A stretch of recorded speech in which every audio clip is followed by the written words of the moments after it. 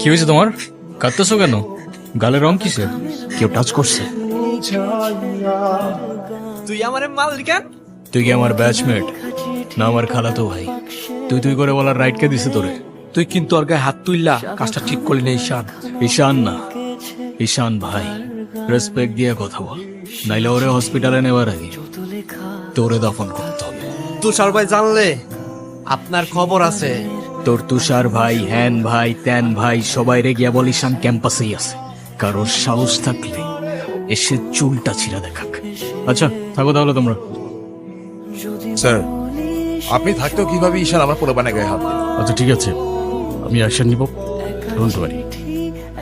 ওই মায়ের জন্য সেদিন ঈশানে ঝামেলা করছিল। আচ্ছা, ক্যাম্পাসে আসার পর থেকেই দেখলাম ওই সিনিয়র ভাইটার নাম। উনি কি কোনো পলিটিক্যাল রিলেটেড নাকি? ঈশান ভাইয়া? হ্যাঁ, ঈশান। না ভাইয়া, আসলে আমাদের সব স্টুডেন্টসদের ভালো মন্দ গাইড করেন, যার কারণে বলতেই পারিস ভাইয়া আমাদের লিডার, বাট পলিটিক্যাল। আসসালামু আলাইকুম ভাইয়া। ওয়ালাইকুম আসসালাম। কি অবস্থা রাইসা? ক্লাস সব ঠিকঠাক চলতেছে তো? হ্যাঁ ভাইয়া, সব চলছে ঠিকঠাক। আর তোমার কি অবস্থা? পরে কি আবার কিছু বলে নাই তো?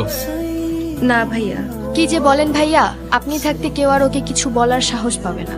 ভাইয়া থ্যাংক ইউ। আরে তুষার ভাই, আপনি হলেন চেয়ারম্যান স্যারের ছেলে। এই ভার্সিটিতে এমন কোন মেয়ে আছে আপনারে মানা করব?